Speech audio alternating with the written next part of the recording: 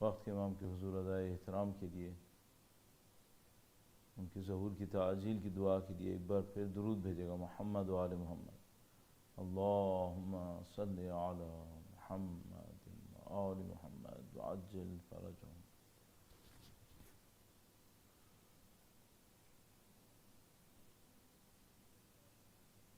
انشاءاللہ خداوند متعال تمام عزاداران سید الشہداء کی توفیقات میں اضافہ فرمائے۔ ایک بار پھر درود بھیجے گا محمد و آل محمد۔ اللہم صلی علی محمد و آل محمد وعجل فرجہم۔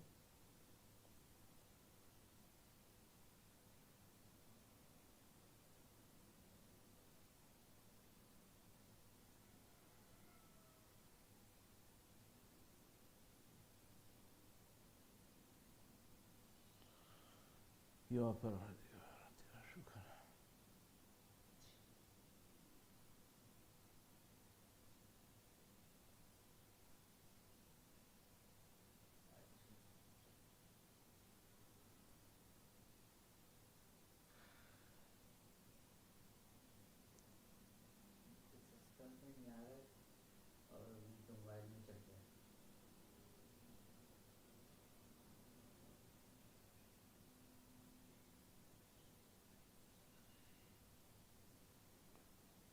پروردگار انشاءاللہ بہتر فرمائے۔ ایک بار پھر درود بھیجے گا محمد و آل محمد۔ اللہم صلی علی محمد و آل محمد وعجل فرجہم۔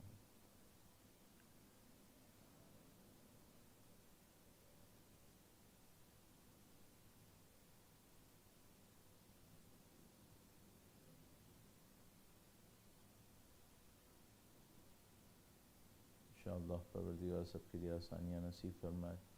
ایک بار پھر درود بھیجے گا محمد و آل محمد۔ اللہم صلی علی محمد و آل محمد وعجل فرجہم۔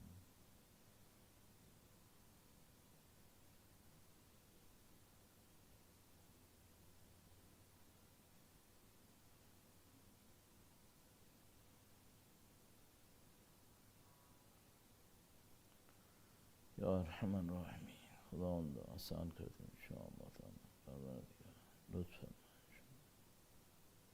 ایک بار پھر درود بھیجے گا محمد و آل محمد۔ اللہم صلی علی محمد و آل محمد وعجل فرجہم۔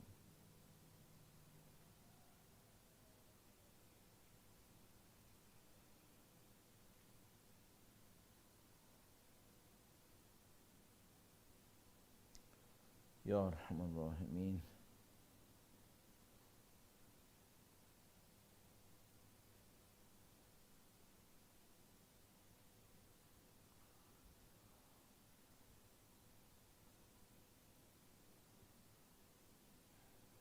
کیا روکیں گے آپ؟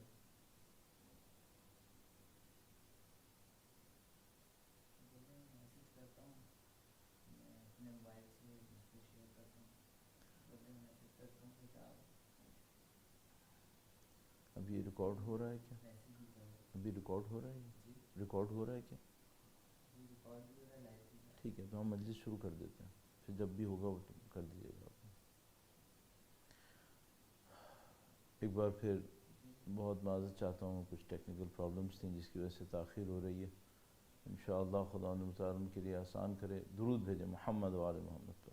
اللہم صلی علی محمد و آل محمد وعجل فرجہم۔ فاتحہ۔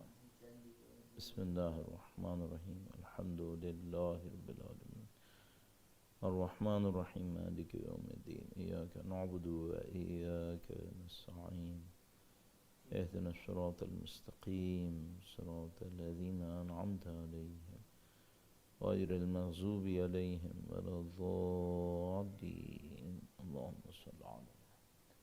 ایک بار پھر درود بھیجے گا محمد و آل محمد پر۔ اللہم صلی علی محمد و آل محمد وعجل فرجہم۔ اعوذ باللہ من الشیطان الرجیم، بسم اللہ الرحمن الرحیم الحمد للہ رب العالمین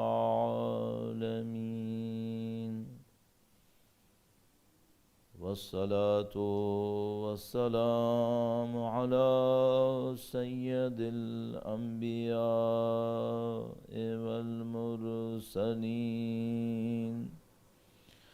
حبیب الہ العالمین ابی القاسم محمد اللہم صل علی محمد وآل محمد وعلى آلہ الطیبین الطاہرین سیما بقیت اللہ فی الأراضین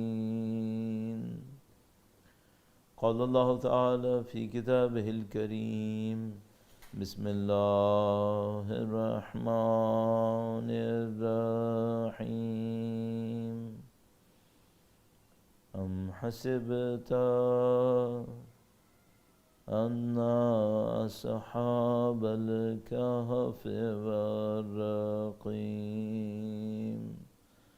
كانوا من آیاتنا عجبا. درود بھیجے گا محمد و آل محمد. اللہم صلی علی محمد و آل محمد وعجل فرجہ. پروردگار عالم کا انتہائی لطف و کرم ہے، انتہائی احسان ہے خدا متعال کا. اس نے ہمیں اور آپ کو ایک بار پھر توفیق نصیب فرمائی سید الشہداء کے ذکر کے لیے جمع ہوں، سید الشہداء کی یاد کی طرف توجہ دیں. صدیوں کے تجربے نے ہمیں بتا دیا ہے کہ جن قوموں نے سید الشہداء کو یاد رکھا ہے، گویا سید الشہداء کی نورانیت نے ان قوموں کو زندہ رکھا، وہ قومیں زندہ رہی ہیں.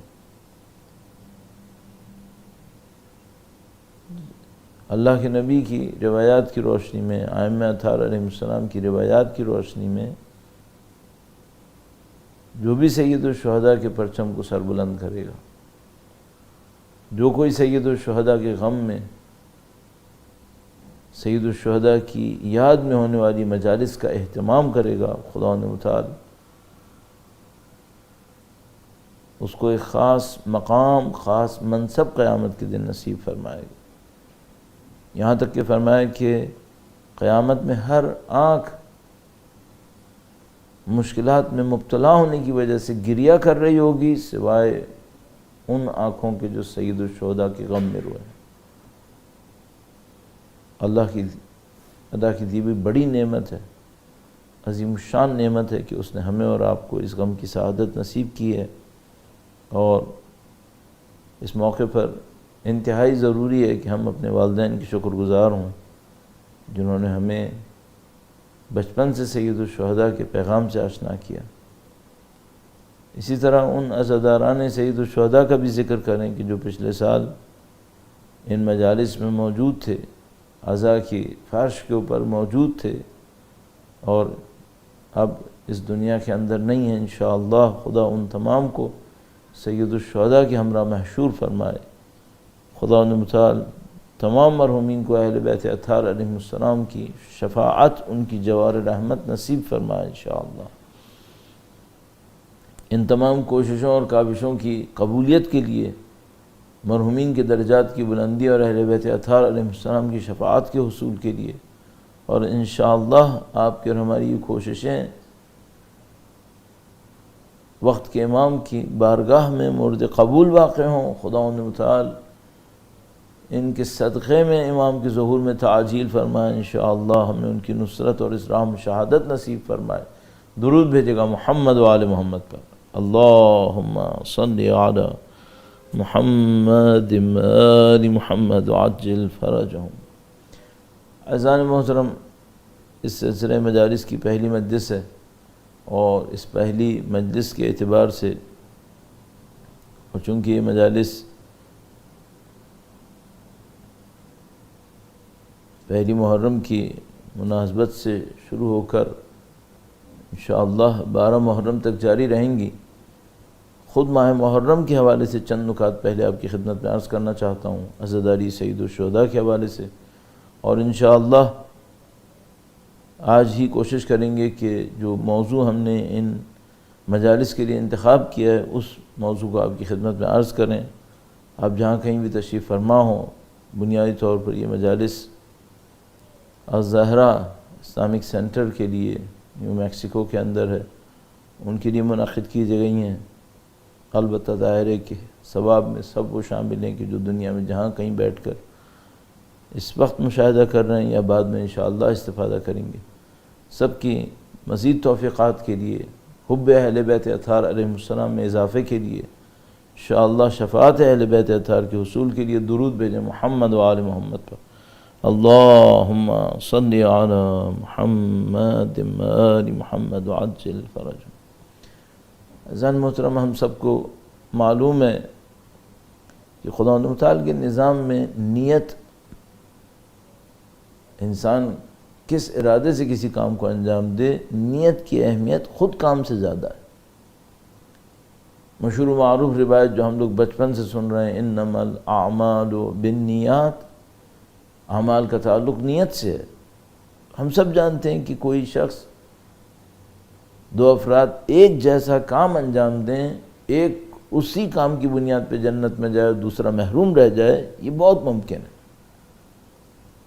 ایک ہی جگہ موجود ہوں، ایک ہی جیسا کام انجام دیں، لیکن نیتوں کا فرق ہو، نعوذ باللہ تعالیٰ، کوئی بری نیت سے کرے اور کوئی سعادت مند اچھی نیت سے کرے، زمین آسمان کا فرق ہے۔ دوسرا معاملہ ہمارے عمل کی تاثیر کا ہے۔ آپ کیا تاثیر ایجاد کر پائیں گے معاشرے کے اندر، اپنے اندر، دوسروں کے اندر، اپنے کام کے ذریعے سے۔ اور ظاہر ہے جیسا کہ ہم سب جانتے ہیں کہ سید الشہداء کی عزاداری کوئی معمولی عبادت نہیں ہے۔ ایک دفعہ میں ایک مستحب روزہ رکھتا ہوں، ایک مستحب نماز پڑھتا ہوں، سید الشہداء کی عزاداری ایک فرد کے مستحب روزے، ایک فرد کی مستحب نماز، ان سب سے کہیں بڑھ کر ہے۔ اس کی تاثیر معاشرے کے اوپر ہے، اس کی تاثیر لوگوں کے دلوں کے اوپر ہے۔ تو اگر فرد کے لیے انجام پانے والی عبادت میں نیت کی بہت زیادہ دخالت ہے، آپ خود سمجھ سکتے ہیں عزاداری سید الشہداء میں کتنی دخالت ہوگی۔ اگر کوئی انسان کو ایک عمل انجام دے جس سے ایک انسان کی جان بچ جائے، ایک انسان کی جان خدا نہ کرے نعوذ باللہ تعالی خطرے میں پڑ جائے، وہ عمل انتہائی اہمیت کا حامل ہوتا ہے۔ ایک آپریشن اگر انجام پا رہا ہو ایک ہاسپٹل کے اندر اور مریض کی جان خطرے میں ہو، تو بعض اوقات ساری ریسورسز اس کے اوپر لگانی پڑتی ہیں کہ جان بچائی جائے کسی طریقے سے۔ ہم اور آپ ایک انسان کی بات نہیں کر رہے، ہم انسانیت کے احیاء کی بات کر رہے ہیں۔ تاثیر اس کا ایک نسل کے اوپر بھی نہیں ہے، نہیں معلوم کب تک باقی رہے گا اس کا اثر۔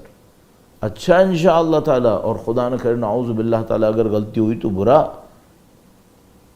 تو آپ خود سمجھ سکتے ہیں کہ عزاداری سید الشہداء اپنے بظاہر آسان طریقے کے باوجود انتہائی پیچیدہ معاملہ ہے۔ اور ظاہر ہے جس چیز کے اوپر ہماری ابدی زندگی کا دار و مدار ہو رہا ہو، اس سے زیادہ پیچیدہ معاملہ کیا ہوگا، اس سے زیادہ اہم معاملہ کیا ہوگا۔ یعنی اگر میں اپنے ذاتی عقیدے کو آپ کی خدمت میں عرض کروں، اور مجھے تقریباً یقین ہے کہ ہر عزادار سید الشہداء کے ذہن میں یہ عقیدہ ہوگا کہ اگر مجھ سے کوئی یہ پوچھے کہ میں اپنے لیے، اپنے والدین کے لیے، اپنے اعزاء اقرباء کے لیے کس چیز کو آخرت کا سب سے بڑا سرمایہ سمجھتا ہوں، مجھے معلوم ہے میں اپنی نمازوں کے اوپر انحصار نہیں کر سکتا اگرچہ نمازیں واجب ہیں، مجھے معلوم ہے کہ میں اپنی عبادتوں کے اوپر انحصار نہیں کر سکتا اگرچہ عبادات واجب ہیں، اور مجھے معلوم ہے کہ میری سب سے بڑی امید سید الشہداء کے لطف و کرم کے اوپر ہے، ان کے جد امجد کے لطف و کرم کے اوپر ہے، ان کے اجداد طیبین و طاہرین اور ان کے اولاد پاکیزہ و طاہر کی نظر لطف اور کرم کے اوپر ہے۔ اگر ایسا ہے تو ہم خود سمجھ سکتے ہیں کہ عزاداری کی کیا حیثیت ہے، عزاداری سید الشہداء کا کیا مقام ہے۔ تو مثال کے طور پر اگر ایک انسان ایک روزے کے لیے یہ سوچتا ہے کہ کہیں قضا نہ ہو، باطل نہ ہو، اگر باطل ہوا تو گناہ ہوگا، قضا ہوا تو یہ ہوگا، میں سمجھتا ہوں عزاداری سید الشہداء کے لیے ہمیں بہت محتاط ہونا پڑے گا۔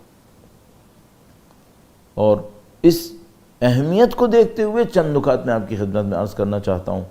آج پہلے دن شاید ہم اپنا موضوع شروع نہ کر سکیں، لیکن ان نکات کی اہمیت کے پیش نظر میں آپ سے درخواست کروں گا کہ انشاءاللہ توجہ فرمائیے اور اس پر عمل کرنے کی کوشش کیجیے۔ خداوند متعال انشاءاللہ آپ کو اور ہمیں سید الشہداء کی شفاعت نصیب فرمائے اور ان کے وارث کی نصرت کی سعادت نصیب فرمائے انشاءاللہ تعالی۔ درود بھیجیں محمد و آل محمد پر۔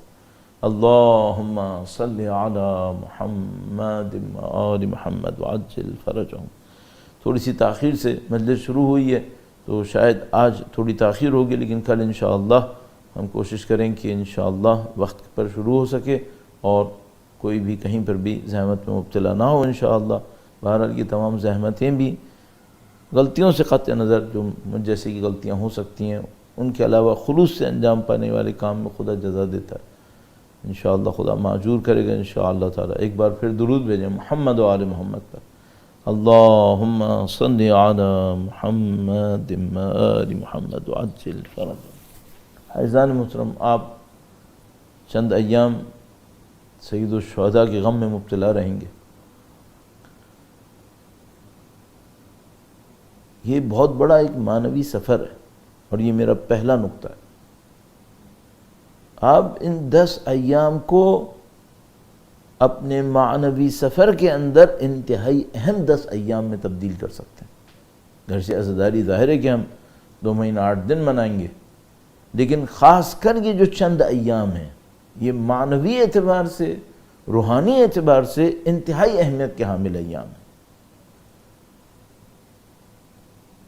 اور الحمدللہ رب العالمین آپ اس توفیق کو حاصل کر رہے ہیں، الحمدللہ رب العالمین۔ آپ صرف اس پہ اکتفا نہیں کیجیے گا کہ آپ شام کو ایک جگہ پہ تشریف فرما ہوں سید الشہداء کی عزاداری میں، اس عزاداری کے ذریعے سے اپنے روح کو سید الشہداء کے قریب کر دیں۔ اگر انا للہ ہماری ابتدا ہے وَإِنَّا إِلَيْهِ رَاجِعُونَ ہماری انتہا ہے، اور یہ ہدف خلقت ہے وَمَا خَلَقْتُ الْجِنَّ وَالْإِنسَ إِلَّا لِيَعْبُدُونَ۔ تو آپ یقیناً اس عزاداری سید الشہداء کے ایام کے اندر اپنے اس ہدف کے اوپر بھرپور ترقی حاصل کر سکتے ہیں۔ قدیم ایام سے ایک نسخہ بیان کرتے ہیں، کہتے ہیں کہ اگر کوئی شخص وقت کے امام کی نصرت کرنا چاہتا ہے تو کاموں میں سے ایک کام بیان کرتے ہیں کہ صبح شام 2 وقت امام حسین پر گریہ کرے، آنسو بہائے، اپنے آپ کو غمگین بنائے۔ البتہ یہ بھی عرض کرتا چلوں بہر سبیل تذکرہ کہ یہ جو ہمارے یہاں مشہور ہے کہ اگر آنسو نہ نکل رہے ہوں تو چہرہ غمزدہ بناؤ، یہ روایت بالکل صحیح ہے، لیکن آنسو یا غمزدہ چہرہ دوسروں کو دکھانے کے لیے نہیں بنانا ہے، اللہ کے لیے کرنا ہے۔ یعنی اگر خدا نہ کرے نعوذ باللہ کسی کے ذہن میں یہ ہے کہ میں روتے وقت دوسروں کو دکھانے کی کوشش کروں، غمزدہ چہرہ دوسروں کو دکھانے کی کوشش کروں، نہیں، پھر یہ ریاکاری میں تبدیل ہو جائے گا۔ یہ نہیں مانگا گیا ہم سے۔ جو بھی کریں، رونا آتا ہے روئیں، غمزدہ چہرہ کم سے کم بنائیں، غم کو اپنے اندر احساس کریں، خدا کے لیے کریں، اللہ کے لیے کریں، اس سے آپ کی معنوی ترقی ہوگی۔ میں نے عرض کیا کہ مشہور ہے کہ اگر کوئی شخص امام کی توجہات کو حاصل کرنا چاہتا ہے تو سید الشہداء پہ صبح شام گریہ کرے۔ کیوں ایسا ہے؟ بیان کرتے ہیں، کہتے ہیں زیارت ناہیہ میں خود امام نے ارشاد فرمایا ہے، اے میرے جد امجد، میں آپ کے غم میں صبح شام گریہ کرتا ہوں۔ تو انسان ایک ایسا کام کرے جس میں صبح شام امام کی تبعیت کر رہا ہو، امام کی پیروی کر رہا ہو۔ اور کون سے ایام صبح شام امام حسین پر گریہ کرنے کے لیے اس عشر محرم سے بہتر ہو سکتے ہیں؟ یہاں تو ویسی ماحول بنا ہوا ہے. یعنی حقیقت یہ ہے کہ ان 10 ایام میں اگر انسان تھوڑا سا توجہ دے تو جب نماز میں وہ کہے گا السلام علیکم ایھا النبی، تو خود بخود اس کو یاد آئے گا کہ نبی غم میں ہوں گے یا خوشی میں ہوں گے ان 10 ایام کے اندر. بڑی عجیب روایت ہے، مولا 8ویں امام سے درود بھیجے گا محمد و آل محمد، اللہم صلی علی محمد و آل محمد وعجل فرجہم. روایت فرمائی کہ میرے والد گرامی یعنی امام ہفتم، امام مظلوم، باب الحوائج، امام موسیٰ کاظم علیہ السلام، اللہم صلی علی محمد و آل محمد وعجل فرجہم. سخت روایت ہے واقعی. فرمایا میرے والد جب ماہ محرم داخل ہوتا تھا تو گویا ہنسنا بھول جاتے تھے، ہنسنا مسکرانا ترک کر دیتے تھے، اور یہ کیفیت پہلی محرم سے شروع ہوتی تھی، اور فرمایا 10واں دن غم کا دن ہوتا تھا، حزن کا دن تھا ان کے لیے. سیرت اہل بیت اطہار علیہ السلام. اب میں ہمیشہ یہ کہتا ہوں کہ ٹھیک ہے، ہم یہ نہ کہیں بچوں کو کہ مت ہنسو، مت مسکراؤ. ممکن ہے کوئی بچہ مسکرائے، ممکن ہے کوئی ہنسے، ممکن ہے خود ہم کسی موقع میں مسکرا اٹھیں، لیکن اصل کام کیا؟ اصل یہ ہے کہ ہمارے غم کیا ایام ہے، ہمارے غم کیا ایام ہے، اس کو احساس کریں اپنے قلوب کے اندر، اور خود بخود یہ معنوی ترقی کا ذریعہ بنیں گے. تو پہلا پوائنٹ یہ ہے کہ ماہ محرم کو اور ان ایام اعضاء کو معنویت کے ایام قرار دیں، روحانیت کے ایام قرار دیں. اور میں نے عرض کیا کسی انسان کو روحانیت سید الشہداء کے راستے سے بہتر راستے سے نصیب نہیں ہو سکتی. ہمارے پاس مشہور قول ہے، بڑے بڑے عرفاء کہتے ہیں کہ کوئی عارف بغیر زیارت عاشوراء کے عارف نہیں بنا. سب نے اس طریقے کو اختیار کیا ہے. مثلا حتیٰ آیت اللہ العظمیٰ بہجت علی اللہ مقامہ شریف، ان کے بارے میں مشہور تھا کہ وہ ہر روز زیارت عاشوراء مکمل 100 جملات کے ساتھ پڑھا کرتے تھے.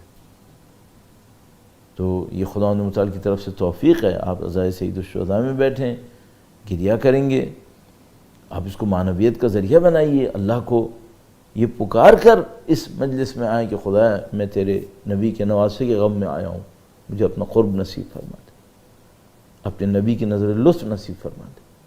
اور یہ بھی عرض کرتا چلوں کہ ممکن ہے کوئی مجھ سے کہے کہ مولانا رات کو ہم مجلس میں آ سکتے ہیں، صبح کو ہم مجلس میں کیسے جائیں گے؟ ضروری نہیں ہے کہ آپ کسی باضابطہ مجلس کے اندر فزیکلی یا آن لائن پہنچیں تو مجلس بنے گی، نہیں، وہ تو آپ یقیناً کریں تاکہ شعائر اسلامی بلند و معاشرے کے اندر نظر آئے کہ آپ عزا منانے چاہتے ہیں.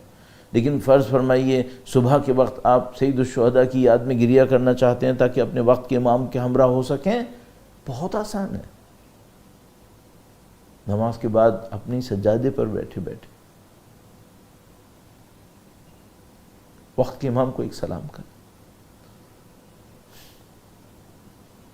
اور کہیں کہ مولا میں آپ کو آپ کی جد امجد کی تعزیت پیش کرنے کے لیے آیا.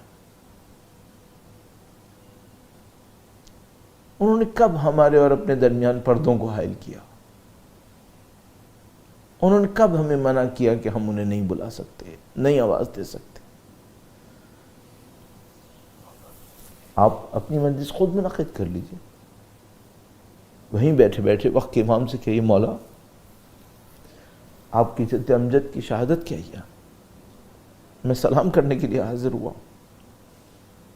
اور اگر آپ اپنی مجلس خود پڑھنا چاہتے ہیں، میں چند جملے آپ کی خدمت میں عرض کر دوں گا، تنہائی میں بیٹھ جائیے اور وقت کے امام سے کہیں مولا آپ کے جد امجد کے خشک لبوں کو میرا سلام،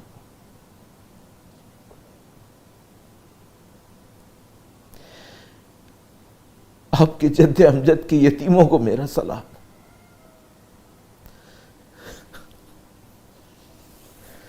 آپ اپنے مرثیے کو خود پڑھ سکتے ہیں. اگر کوئی شعر آپ کے ذہن میں ہے، اشعار پڑھ لیجئے، وقت کے امام کے حضور پڑھیے، دیکھیے کتنی بڑی سعادت ہے.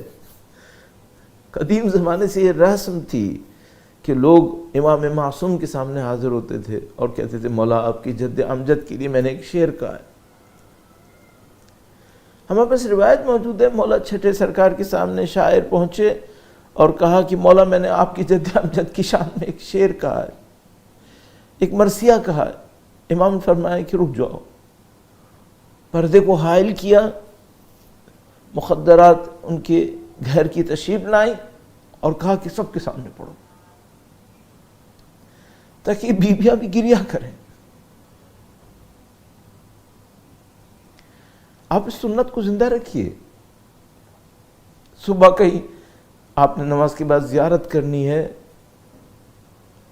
زیارت کرنے کے لیے کھڑے ہوئے ہیں، آپ سید الشہداء کی زیارت کر رہے ہیں. ایک موقع پہ اپنے امام سے کہیں مولا میں آپ کے لیے نوحہ پڑھنا چاہتا ہوں، میں آپ کے لیے نوحہ پڑھنا چاہتا ہوں. اکیلے ہیں، کوئی بات نہیں، اکیلے پڑھنے میں کیا ممانعت ہے. آپ کو کوئی نوحہ یاد ہوا آپ نوحہ پڑھیے، 2 شعر پڑھیں، دل کو کم زدہ کرنا ہے نا. وقت کے امام کی قلب مقدس سے متصل کرنا ہے اپنے آپ کو. فیضان محترم ان 10-12 ایام کو اور ایام اعضاء کو اپنی معنویت کا ذریعہ قرار دے دیجئے. اور بلکہ اگر کوئی شخص واقعاً وقت کے امام کی خدمت میں حاضر ہونا چاہتا ہے تو اسے چاہیے ہر روز یہ کام کرے، پورے سال کرے، تاکہ انشاءاللہ قرب نصیب ہو. پروردگار عالم لطف فرمائے گا. تو پہلی ان پہ توجہ فرمائیے. اور ظاہر ہے کہ جب آپ معنویت کی بات کرتے ہیں تو اعزان محترم سید الشہداء نماز کی بہت سخت پابندی دکھا رہے تھے، اور اہل بیت اطہار کی پوری زندگی نماز کی سخت پابندی کے اوپر تھی. بالاخص واقع کربلا کے اندر ذرہ برابر اس پابندی میں جہاد کی وجہ سے کمی نہیں ہونے تھی. برستے تیروں میں جماعت منعقد کی. خر جیسا لشکر سامنے کھڑا تھا اور کہا ہم نے نماز منعقد کرنی ہے، تم ہمارے ساتھ پڑھو گی، اپنے ساتھ، اپنے لشکر کے ساتھ. آپ ان 10-12 ایام کے اندر ویسے ہمیشہ توجہ فرماتے ہیں اول وقت نماز پڑھنے پر، 10-12 ایام میں خاص توجہ فرمائیے، تاکہ جب انشاءاللہ سید الشہداء کے ذکر کرنے کے لیے کھڑے ہوں تو آپ سید الشہداء سے کہہ سکیں مولا آپ کی سیرت پہ چلنے والا آپ کا عزادار ہوں، آپ نے فرمایا تھا مجھے نماز اور قرآن سے عشق ہے، تو آپ بھی ان 10-12 ایام میں نماز اور قرآن سے عشق دکھائیں. تو جس طرح آپ صبح شام سید الشہداء کے غم میں روئیں، صبح شام قرآن کریم کی تلاوت ضرور کریں تاکہ آپ سید الشہداء کے پیروکار کہلائیں. نماز پابندی سے انجام دیں 10-12 ایام کے اندر بغیر کسی تاخیر کے، تاکہ سید الشہداء کی تأسی کریں، ان کی پیروی کریں انشاءاللہ تعالی. درود بھیجے گا محمد و آل محمد پر. اللہم صلی علی محمد آل محمد وعجل فرجہ. فائزان محترم، یہ پہلا نقطہ انتہائی اہمیت کا حامل ہے. آج وقت کافی گزرا ہوا ہے، لیکن یہ 2-3 نکات مجھے آپ کی خدمت میں عرض کرنے میں سریع عرض کرنے کی کوشش کرتا ہوں. ایک بار پھر درود بھیجے گا محمد و آل محمد پر. اللہم صلی علی محمد آل محمد وعجل فرجہ. دوسرا نقطہ بہت اہمیت کا حامل وہ یہ ہے کہ اعزان محترم یہ آپ کی روحانی ترقی کے ایام ہیں، سید الشہداء سے آپ کے قرب کے ایام ہیں، اہل بیت اطہار علیہ السلام سے آپ کی والہانہ محبت کے ایام ہیں. ان کو کسی منفی سرگرمی میں ملوث ہو کر ضائع مت کیجیے گا. کوئی بھی ایسی ایکٹیویٹی نہ ہو آپ کی طرف سے جو آپ کے اس ثواب اور اس اجر کے اندر کمی کا باعث بن جائے. اور وہ کیا ہو سکتی ہیں؟ آج کے زمانے میں بہت آسان چیز، سوشل میڈیا، اور سوشل میڈیا کے اوپر خاص کر ایام اعضاء کے اندر دشمنوں کی طرف سے ڈسٹریکشنز آتی. کسی نے کسی کو کچھ کہہ دیا، پتہ چلا کہ نہیں معلوم اپنے ہی کسی عالم کے بارے میں پروپیگنڈا مچنا شروع ہو گیا اور ان کی باتیں پورے سوشل میڈیا کے اوپر چل رہی ہیں. اب لوگ سید الشہداء کو نعوذ باللہ تعالی ان کی عزاداری کی طرف توجہ نہیں دے رہے، اور ساری توجہ اس کے اوپر ہے کہ اس نے کیا کہا، اس نے اس بات کا کیا جواب دیا، اس کو کس طریقے سے کم کیا گیا، اس کو کس طریقے سے بڑھایا گیا. بدقسمتی ہے ہمارے لیے. اتنے اہم ایام ہوں اور اتنے اہم ایام میں ہماری ایکٹیویٹی کا محور کسی کو کم کرنا اور کسی کو اوپر لانا ہو جائے. ہرگز ایسا نہیں ہونا چاہیے. اس ٹائپ کی سوشل میڈیا ایکٹیویٹی کے اندر انوالو ہونے کا آپ کو کوئی فائدہ نہیں ہوگا. یہ سید الشہداء کی کوئی خدمت نہیں ہے. ہاں آپ کوئی روایت لیں، اس روایت کو لوگوں تک پہنچائیں. معنویت، روحانیت، سید الشہداء کی محبت میں، ان کے عشق کے اندر کوئی پیغام آپ نے لیا ہے وہ لوگوں تک پہنچائیں، یہ آپ کی خدمت ہوگی. لیکن نعوذ باللہ تعالی آپ نے ایک میسج دیا جس میں کسی کی بے عزتی ہونے کا چانس ہے، اور اس کو آپ دوسروں تک پہنچا رہے ہیں تاکہ ان کے سامنے بھی اس کی بے عزتی ہو. اس میں کسی کا کوئی فائدہ نہیں ہے. بعض اوقات کوئی اس نام سے کرے گا کہ اس نے انحراف پھیلایا، ہم لوگوں کو انحراف سے آگاہ کرنا چاہتے ہیں. لوگوں کو آگاہ کرنے سے کیا فائدہ ہے؟ اس کو بتائیں جو اہل حل ہے، جس کے پاس اس مشکل کی کوئی حل ہے. لوگوں کے اندر ایک غلط بات کو پھیلانا خود در حقیقت ایک برائی کو پھیلانے کے برابر ہے. اس کا کیا فائدہ ہوگا؟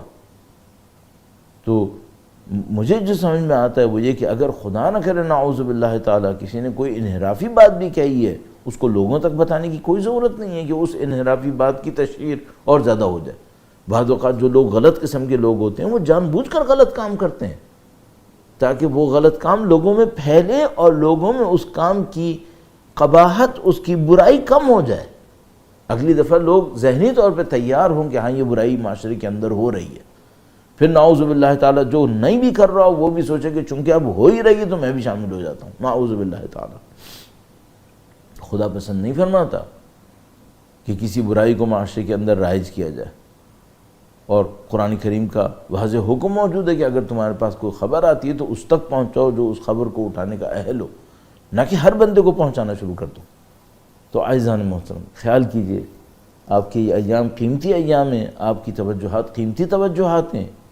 ان توجہات کو پاکیزہ چیزوں کی طرف رکھیے، ان توجہات کو انتہائی اہم امور کی طرف رکھیے. سید الشہداء کے اقوال ایک دوسرے کو پہنچائیں، سید الشہداء کے حالات ایک دوسرے کو پہنچائیں.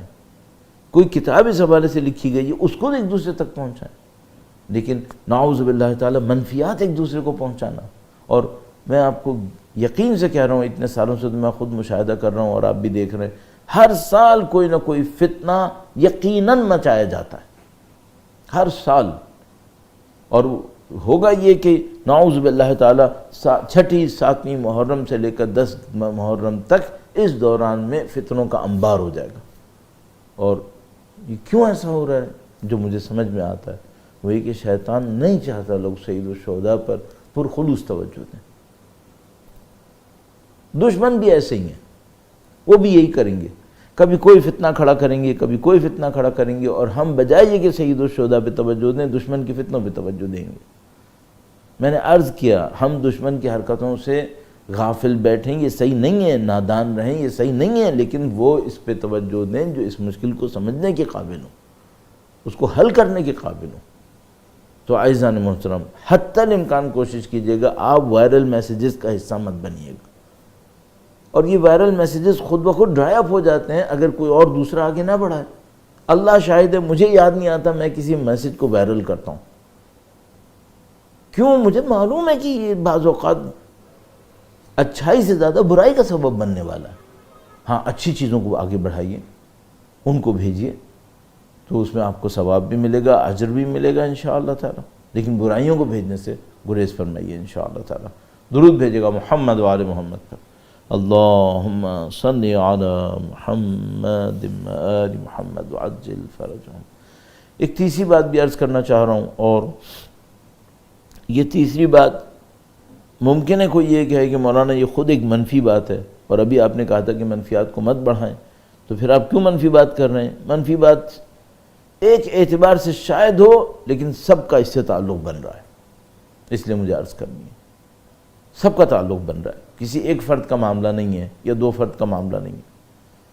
اور وہ معاملہ کیا ہے؟ وہ معاملہ یہ ہے کہ بہت دفعہ ایسا ہوتا ہے کہ آپ کوئی بہت اچھا کام کر رہے ہوتے ہیں اور شیطان کسی چھوٹے سے دنیاوی معاملے کو بیچ میں ڈال کر آپ کی اور میری توجہ اس طرف لے جاتا ہے. دست بستہ انتہائی معذرت کے ساتھ سیاہ لباس پہننا ہے، لیکن فیشن زدہ پہننا ہے، کس نے اجازت دی ہے؟ سیاہ لباس آپ پہن کس لیے رہے ہیں؟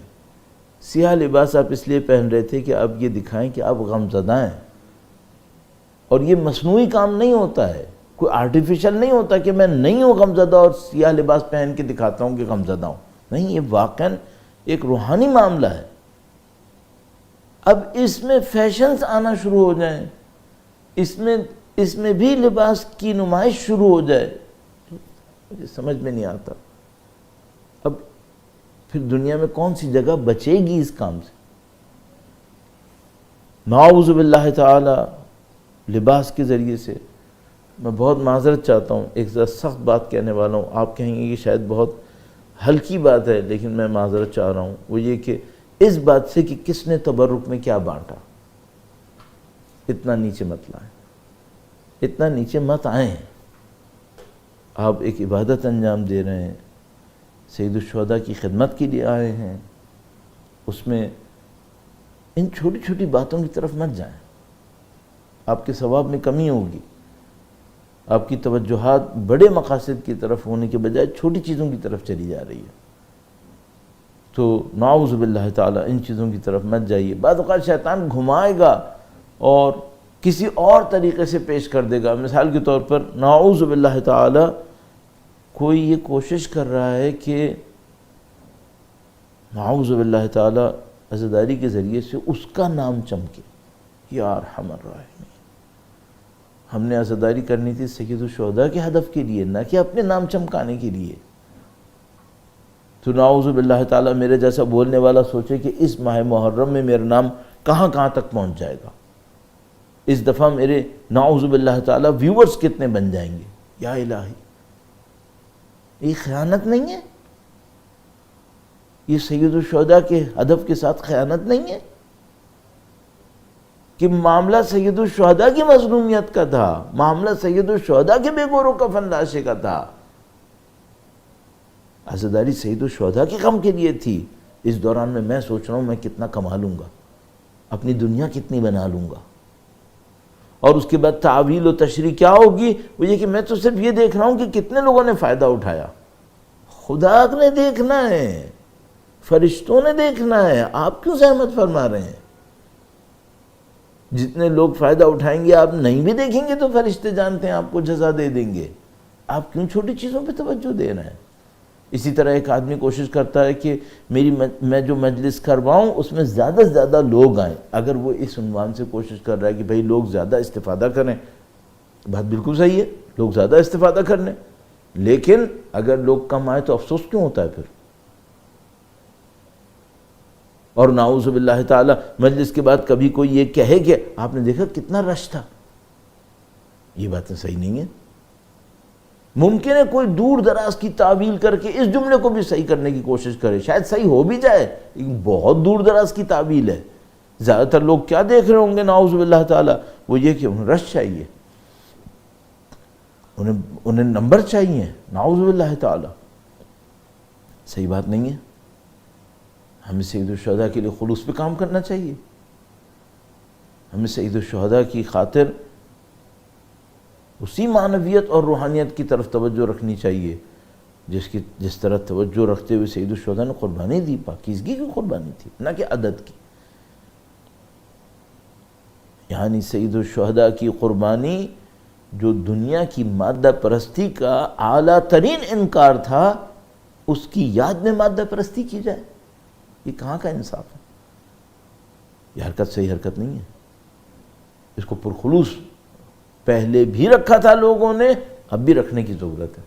اصل یہ سوال ہی مت کریں ایک دوسرے سے وہاں پہ تبرک میں کیا تھا، وہاں پہ لوگ کتنے آئے تھے، نہیں، یہ باتیں نہیں کریں۔ آپ اپنا کام کریں، سید الشہداء کی عزاداری پہ توجہ دیں۔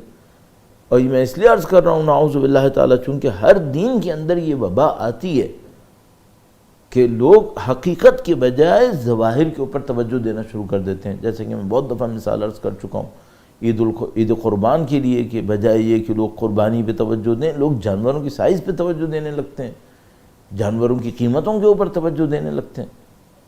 تو یہ معنویت اور روحانیت کے خلاف ہے، اس کے اوپر آپ توجہ فرمائیے گا۔ یہ 3 انتہائی اہم نکات مجھے آپ کی خدمت میں عرض کرنے تھے۔ بات تھوڑی سخت تھی، میں اس کے لیے معذرت چاہتا ہوں، اور ظاہر ہے کہ تاخیر بھی ہوئی بھی تھی آج، تو اس لیے شاید سخت لگے گا، لیکن انتہائی اہم تھا کہ آپ کی خدمت میں عرض کروں۔ اور اہم کس اعتبار سے اہم؟ اسی اعتبار سے اہم کہ زندگی موت کا معاملہ ہے یہ ہماری۔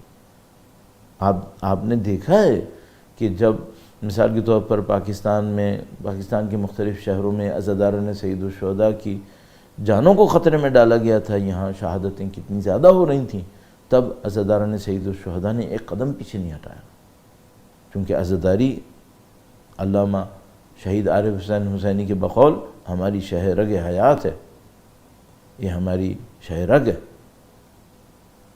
یہ ہماری زندگی موت کا معاملہ ہے، بلکہ ایک معنی میں جو میں نے عرض کیا، یہ زندگی موت سے بڑھ کر معاملہ ہے، یہ ہماری ابدی زندگی کا معاملہ ہے۔ یہ اہل بیت اطہار علیہ السلام سے ہمارا توسل یہ دنیا کی چند دنوں کی زندگی کے لیے نہیں ہے، ہم اس دن اہل بیت کی شفاعت کے منتظر ہیں، یہ پوری کائنات کے لیے سخت دن ہے،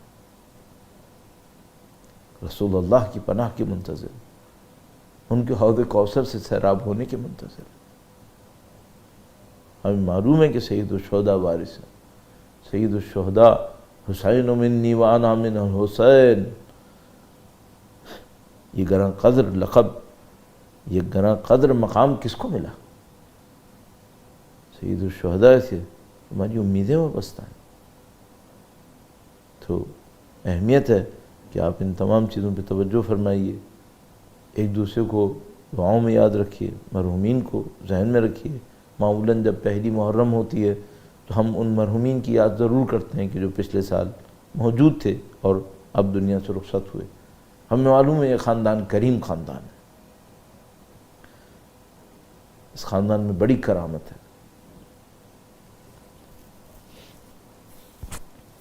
سید الشہداء کی کرامت شورۂ آفاق ہے۔ ہمیں معلوم ہے کہ ہمارے وہ اعزاء اقربا جو سید الشہداء کی محبت میں، سید الشہداء کی عزاداری میں اس دنیا سے رخصت ہوئے ہیں، سید الشہداء کی محبت کو اپنے دلوں میں تھے، وہ آخرت میں اچھا مقام حاصل کریں گے، وہ آخرت میں بہترین منازل کو حاصل کریں گے۔ سید الشہداء کی حمایت ان کے ساتھ رہے گی ہمیشہ، ہماری دعائیں ان سب کے ساتھ ہیں، اور آپ کے اور ہمارے اور مرحومین کے جو پچھلے سالوں میں دنیا سے رخصت ہوئے، سب کے لیے دعا گو ہیں۔ خدا انشاءاللہ ان سب کو اہل بیت اطہار علیہ السلام کی جوار رحمت میں جگہ نصیب فرمائے انشاءاللہ تعالی۔ قدیم ایام سے ہم ایک جملہ سن رہے ہیں،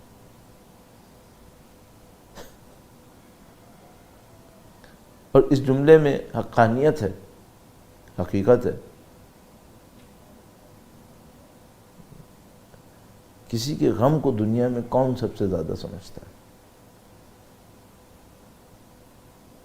اگر میں انسان ہونے کے ناطے دوسرے کے ذہن کو نہیں پڑھ سکتا، میں نہیں جانتا دوسرے کے ذہن میں کیا گزر رہی ہے، میں دوسرے کے جذبات کو شاید دور دور سے دیکھ پاؤں، سمجھ نہ سکوں، یا سمجھوں تو کسی حد تک سمجھوں، احساس نہ کر سکوں اس طرح سے۔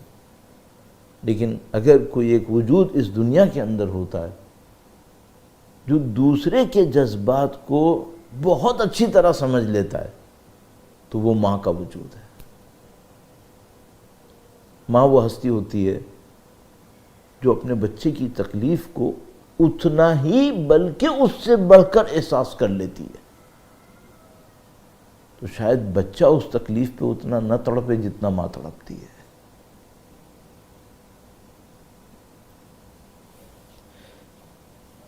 ہمیشہ سے ایک جملہ سنے آ رہے ہیں کہ تم حسین پر رو، مادر حسین جزا دے گی۔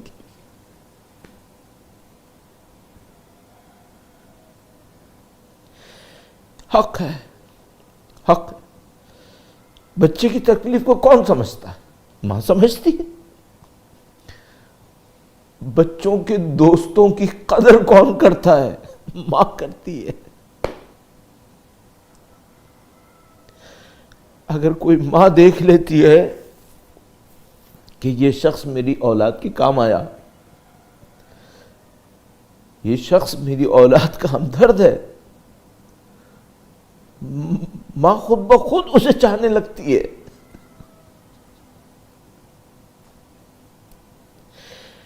آپ سید الشہداء کے فرش عزا پر بیٹھیں، گھر سے نکل کر آنے کی زحمت اٹھائیں، گرچہ اس کو زحمت کہنا شاید اچھا نہیں لگ رہا مجھے، لیکن اگر آپ گھر سے نکلے فرش عزا تک آئے، کچھ نہیں کیا، آپ نے وقت نکالا سید الشہداء کو یاد کیا، تو عزیزو جتنے بھی ماں کے لیے کچھ کہتا، لیکن آپ کی والدہ کے لیے سوائے احترام کے کچھ نہیں کہوں گا۔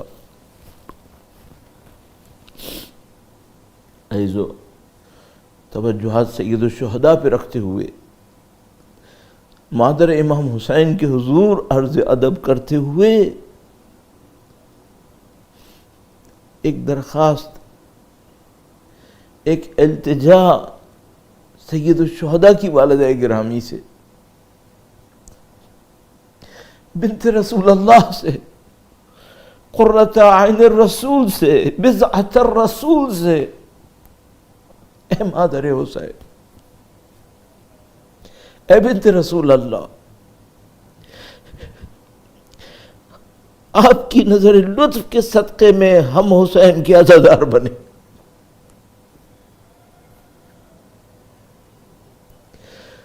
آپ نے توجہ فرمائی تو ہمیں یہ سعادت ملی، بی بی یہ سعادت ہم سے کوئی چھین نہ سکے۔ اے بی بی قیامت تک ہماری نسلیں اس یاد کو اپنے دلوں کے اندر زندہ رکھیں۔ انسان اپنی زندگی میں بڑی خواہشیں کرتا ہے، بڑی آرزویں کرتا ہے، کبھی گھر کی آرزو ہوتی ہے، کبھی مال و دولت کی آرزو ہوتی ہے، کبھی شہرت و طاقت کی آرزو ہوتی ہے، لیکن عزیزو سب کو معلوم ہے یہ سب چیزیں ختم ہو جائیں گی، جو باقی رہے گا وہ ہے جو عمل صالح کی صورت میں رہتا ہے۔ تو ہم سید الشہداء کی والدہ ماجدہ سے، بنت رسول سے یہی عرض کریں گے کہ بی بی آپ کے در کے صدقوں سے ہم نے سب کچھ حاصل کیا ہے، اگر صحت ہے، اگر جسم ہے، توانائی ہے، نبی اولاد نبی کے صدقے میں ہے، ہمیں معلوم ہے کہ بی بی ہم آپ کی خدمت گزار بننا چاہتے ہیں، آپ کے فرزند کے ذکر کرنے والے بننا چاہتے ہیں۔